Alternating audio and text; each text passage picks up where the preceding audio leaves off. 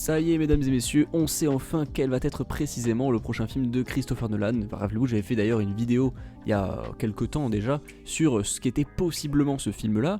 Et au final, ce n'est pas du tout un film d'action bourrin ou même pas du tout un film thriller vampirique d'époque et tout. Pas du tout, on est sur l'Odyssée, une adaptation de l'Odyssée d'Homère. Issu tout simplement les aventures d'Ulysse, le roi d'Ithaque, qui retourne dans son pays après la guerre de Troie. Donc vous l'avez compris, possiblement Tom Holland dans Ulysse. Après je ne sais pas si ce sera peut-être pas Matt Damon, bref on ne sait pas. Beaucoup de gens ont très peur d'ailleurs pour le casting de Ulysse, même s'il y a fort à parier que ce soit plutôt Matt Damon, puisqu'il me semble avoir vu pas mal de rumeurs il y a quelques semaines, il y a quelques mois, au niveau de Matt Damon qui apparemment serait aurait le rôle principal dans le film. Donc rassurez-vous, on serait plus sur Matt Damon que pour Tom Holland. Après pour les autres rôles, je ne sais pas comment ça va se passer. On a aussi Robert Pattinson, ne l'oublions pas. Et ça c'est vraiment une excellente nouvelle, parce qu'en vrai je préfère plus qu'il soit sur un truc totalement nouveau, parce qu'on l'a jamais vu Christopher Nolan sur un péplum, on va dire.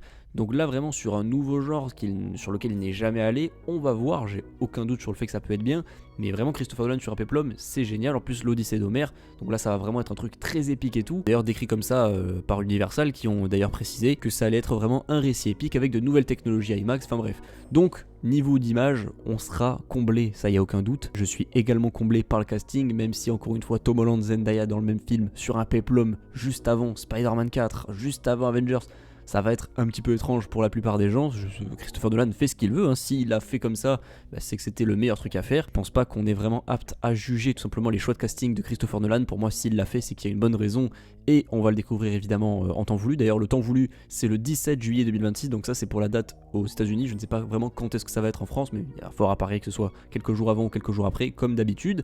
Mais en tout cas, et là aussi autre information concernant le film, donc pour l'instant ça s'appelle The Odyssey. Alors je sais pas vraiment si ça va vraiment s'appeler comme ça tout le long, mais pour l'instant c'est comme ça.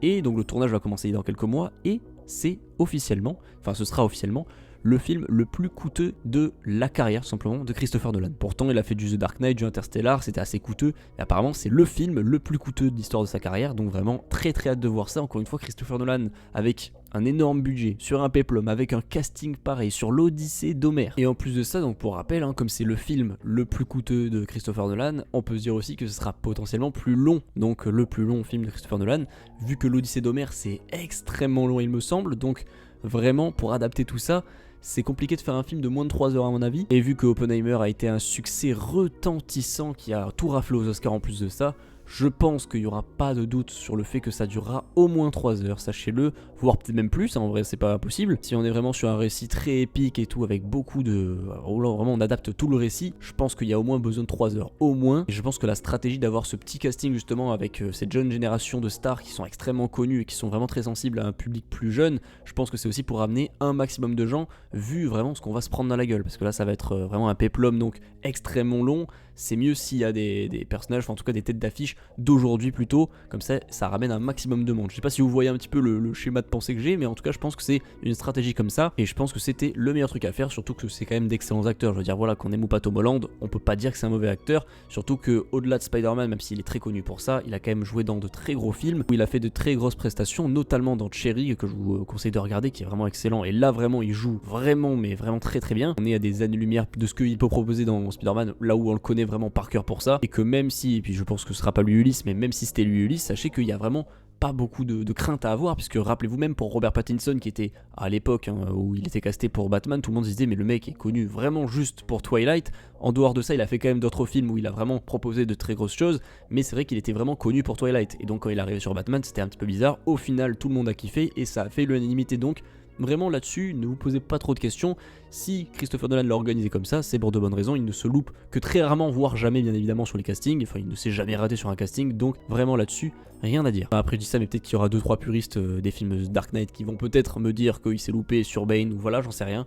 Bon, pour moi vraiment il ne s'est loupé sur absolument rien dans sa carrière, donc je pense que c'est quand même sur le film le plus coûteux, le plus épique, et peut-être même le plus long de sa carrière, en tout cas le projet de sa vie presque, on a l'impression, clairement je pense qu'il ne s'est pas loupé.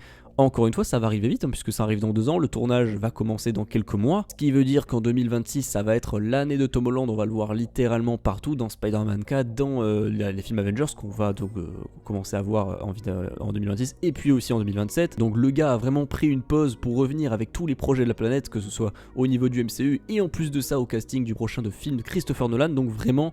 Là, il a pris une pause qui je pense lui a fait du bien, mais vraiment il va se recoltiner un maximum de trucs, peut-être même, on peut espérer qu'un jour il y ait une suite à Uncharted ou en tout cas quelque chose comme ça.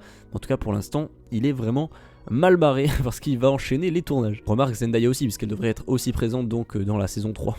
Aussi présente, elle sera présente dans la saison 3 d'Euphoria. En plus de ça, elle sera notamment, je pense, dans peut-être les Avengers, ou en tout cas elle sera dans Spider-Man 4, ça c'est sûr, on le sait.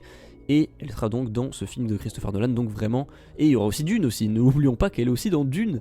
Incroyable, vraiment on va les voir partout. Donc vraiment Zendaya comme Tom Holland, on va littéralement les voir partout dès l'année 2025-2026. Ça va être génial, voilà, c'est des acteurs que je kiffe, même si ils ne font pas l'unanimité auprès de beaucoup de gens, mais clairement je les adore, donc aucun problème là-dessus. Le film de Christopher Nolan, je le rappelle, sort le 17 juillet 2026.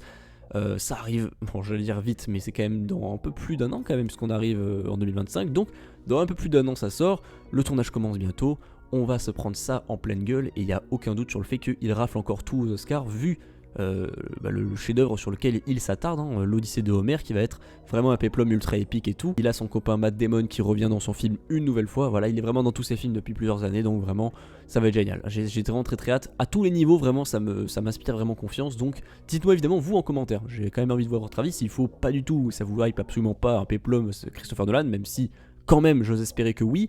Et puis voilà, dites-moi tout dans les commentaires, n'hésitez pas à vous abonner, à activer la cloche des notifications, nous suivre sur Instagram, Twitter, TikTok en description.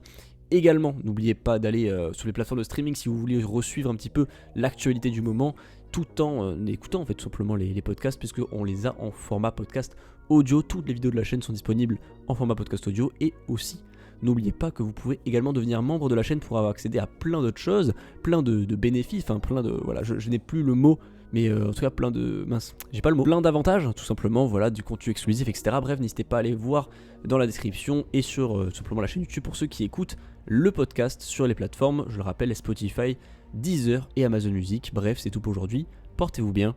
Ciao.